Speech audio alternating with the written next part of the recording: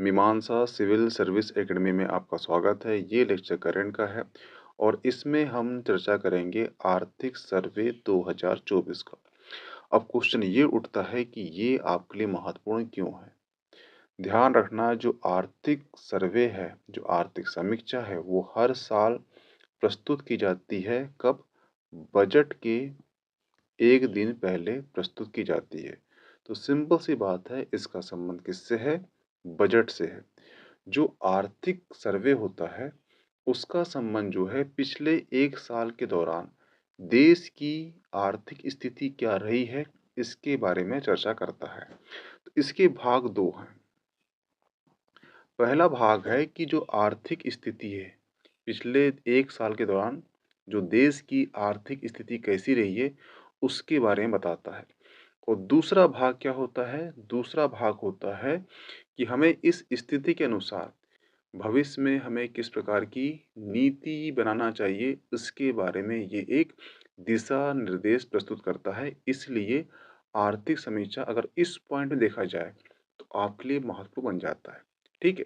और इस समीक्षा में कुछ आंकड़े प्रस्तुत किए जाते हैं और वो आंकड़े आपका मेंस हो या आपका प्री हो, दोनों की दृष्टि से महत्वपूर्ण हो जाता है। जो प्री है वहाँ पे आपका यूपीएससी में क्वेश्चन डायरेक्ट नहीं पूछता कि इसमें कितनी ग्रोथ है, परंतु अदर जो स्टेट एग्जाम होती है जिसमें UPPSC, MPPSC, MPSC, CGPSC, in exam में डायरेक्ट क्वेश्चन पूछ लेता है कि इसकी ग्रोथ इसके अनुसार कितनी है। परंतु यूपीएससी में क्वेश्चन इस प्रकार से नहीं पूछता। परंतु अगर आर्थिक समीक्षा आप अच्छे से समझ लेते हो, पढ़ लेते हो, इसके आंकड़े आपको याद रहते हैं, जो क्वेश्चन आते हैं यूपीएससी के, उस क्वेश्चन में जो कूट होते हैं, कूट तक सही आंसर तक पहुँचने में जो आप अनुमान लगाते हो, वो अनुमान लगाने की क्षमता बढ़ जाती है, उसमें वृद्धि हो जाती है, क्योंकि आपका जो विज़न है वो पूरा क्लियर है इसलिए। इसलिए आर्थिक समीक्षा आपके लिए एग्ज़ाम पॉइंट ऑफ से, वो मेंस एग्ज़ाम हो या प्री एग्ज़ाम हो, दोनों की दृष्टि से अति महत्वपूर्ण है। हुआ क्लियर? अब चलते हैं नेक्स्ट में। नेक्स्ट है कि आर्थिक सर्वे तैयार कौन करता है? तो सिंपल सी बात है, ये वित्त मंत्रालय ही तैयार करेगा। और वित्त मंत्रालय के अंतर्गत एक डिपार्टमेंट होता है। वित्त मंत्रालय जो होता है उसमें बहुत सारे विभाग होते हैं। इसमें एक विभाग होता है डिपार्टमेंट ऑफ इकोनॉमी अफेयर्स। और जो इकोनॉमी अफेयर्स होता है ये बहुत सारे प्रभाग में बटा होता है। इसमें एक भाग होता है आर्थिक प्रभाग। आर्थिक प्रभाग ही मेनली आर्थिक सर्वे तैयार करता है। ठीक है? और आर्थिक सर्वे तैयार करने की जो जिम्मेदारी होती है, वो होती है मुख्य आर्थिक सलाहकार की, जिसे चीफ इकोनॉमी एडवाइजर कहा जाता है। जो कौन है? वो वर्तमान में कौन है? डॉक्टर वी अनंत नागेश्वरम है। हुआ क्लियर? इनकी जिम्मेदारी होती है। परंतु ध्यान रखना, तैयार ये करता है, जिम्मेदारी इनकी होती है, परंतु प्रस्तुत करेगा कौन? वो संसद के दोनों पटल पर प्रस्तुत करेगा कौन? वित्त मंत्री ही करेगा। ये ध्यान रखना। हुआ क्लियर? कुछ महत्वपूर्ण आंकड़े।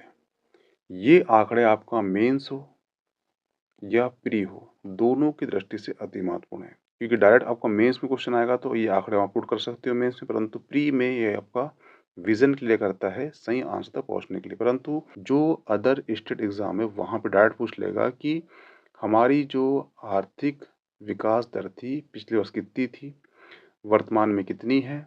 ठीक है? तो पहला आंकड़ा है पिछले वर्ष हमारी जो विकास दर है जीडीपी की कितनी थी? 8.2% थी। ये काफ़ी महत्वपूर्ण आंकड़ा है। आप देखना कि जो चीन है उसकी जो आर्थिक विकास दर थी वो माइनस में थी 3.1%। जो यूरोप है उसकी जो आर्थिक विकास दर थी वो 1.1 थी, वो भी माइनस में। यूएसए की कितनी थी? वो 2.1 थी, वो भी माइनस में थी। और भारत क्या है? प्लस में है। तो ये काफ़ी महत्वपूर्ण आंकड़ा हो जाता है। और इसी आंकड़े के आधार पर हम बनाते हैं 2024-25 यानी कि आने वाले साल में हमारी विकास दर क्या होगी। तो इस आंकड़े के आधार पर बताया गया है कि हमारी जो आने वाले विकास दर होगी वो कितनी होगी? वो होगी 6.5% से 7% अनुमानित है। तो ये आंकड़ा आपका प्री और मेंस दोनों की दृष्टि से आईएमपी हो जाता है। ठीक है? अभी जो मुख्य आर्थिक सलाहकार हैं, उनका इंटरव्यू हुआ था। उन्होंने कहा था कि भारत को विश्व की एक बड़ी अर्थव्यवस्था बनना है, तो भारत की जो विकास दर है 7% ये हासिल करना होगा। और ये हासिल कैसे होगी? भारत को अगले 2030 तक 80 लाख नौकरियां पैदा करनी होगी। और उनने ये आंकड़ा बताया है कि ये 80 लाख जो नौकरियां होगी, वो नौकरियां जो हैं अधिकतर कहाँ होगी? प्राइवेट सेक्टर से होगी, गवर्नमेंट से नहीं होगी। हुआ क्लियर? ठीक है। अब चलते हैं वर्क फोर्स क्या है। जो आंकड़े आए हैं वर्क फोर्स के, वो 2022 और 2023 के आंकड़े आए हैं। ठीक है। और ये आंकड़े कहते हैं कि भारत में जो वर्क फोर्स है वो 56.5 56.5 करोड़ लोग वर्क फोर्स है। यहाँ लोग बोला गया, ध्यान रखना, इतने लोग जो हैं वर्क फोर्स यानी काम कर रहे हैं। इसमें से जो कृषि में संलिप्त हैं वो 45% है। जो मैन्युफैक्चरिंग में संलिप्त हैं वो हैं 11.4%। जो सेवा क्षेत्र में संलिप्त हैं वो है 29%। और जो कंस्ट्रक्शन में संलिप्त हैं वो हैं 13%। अब ये आंकड़े आपको मेंस और प्री दोनों की दृष्टि से मालूम होते हैं। मेंस के लिए तो खासकर हो जाते हैं, इसलिए इस आंकड़े को आप अपने नोट्स में नोट डाउन कर लीजिएगा।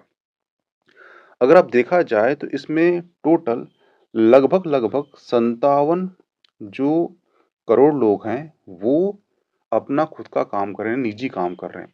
और 21% जो हैं ये नौकरियां कर रहे हैं, जॉब कर रहे हैं। हुआ क्लियर? ये आंकड़े कहते हैं आर्थिक समीक्षा के।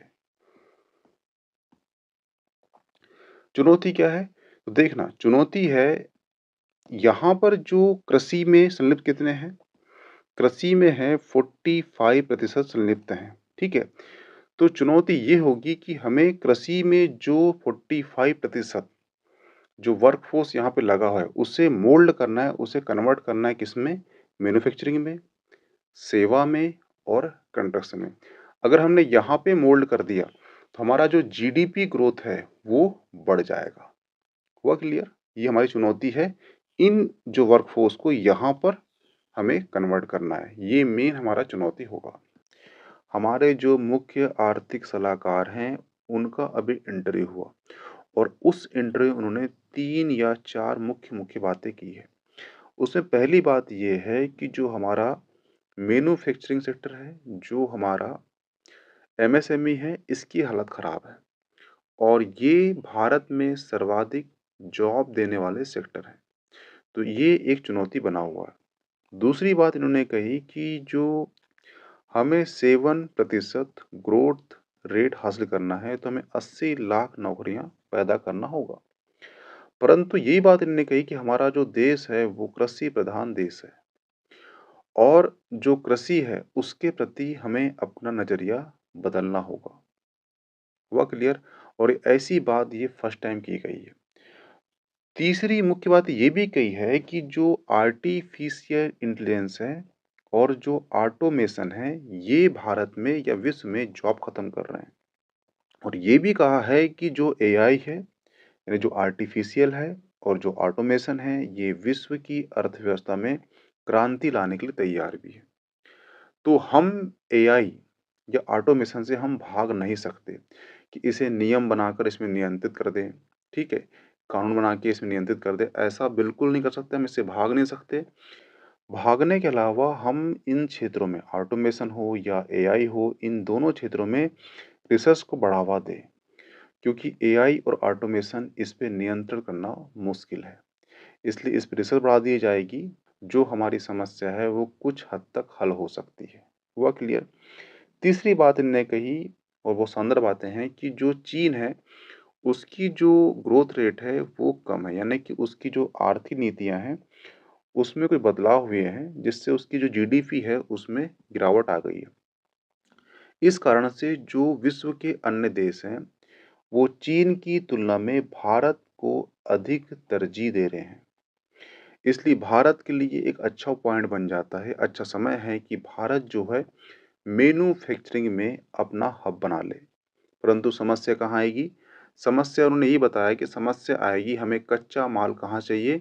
कच्चा माल हमें चीन से चाहिए, परंतु हम कच्चा माल चीन से बुलाएँगे तो हमारे व्यापारिक घाटा बढ़ेगा, ठीक है?